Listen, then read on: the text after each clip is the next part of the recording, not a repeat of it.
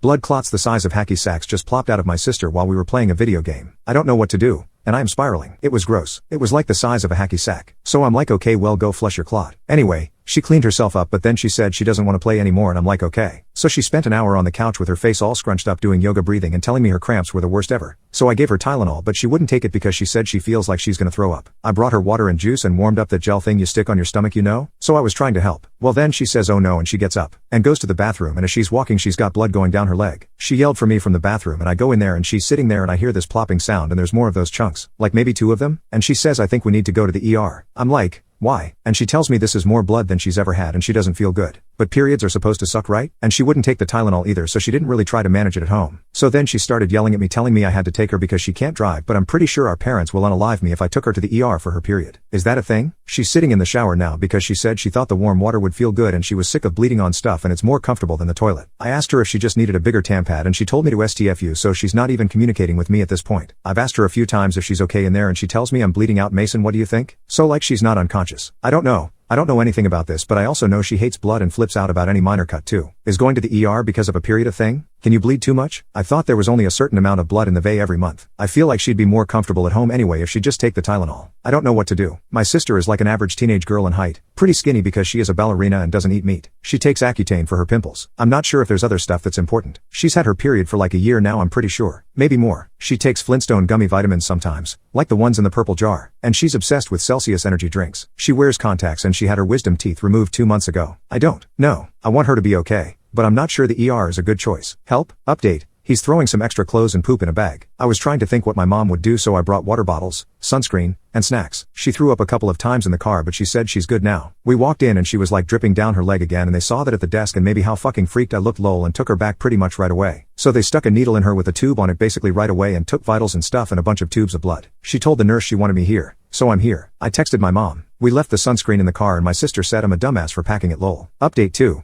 My sister is okay. She had some scans that were all fine and they don't think she has fibroids or tumors or anything like that. She's feeling a little better but still staying here at least another day. Our mom and dad are flying home tomorrow now. My mom was pissed I texted her instead of calling it first, lol. Anyway, they think she has a blood disorder that makes her not clot right. I'm not 100% sure how it works because she had big clots, but they said they're pretty sure that's what's going on because her PTT took longer than normal to clot. They're waiting on von Hildebrand testing to come back, but they think she is type 2 probably. Gonna Google that tonight.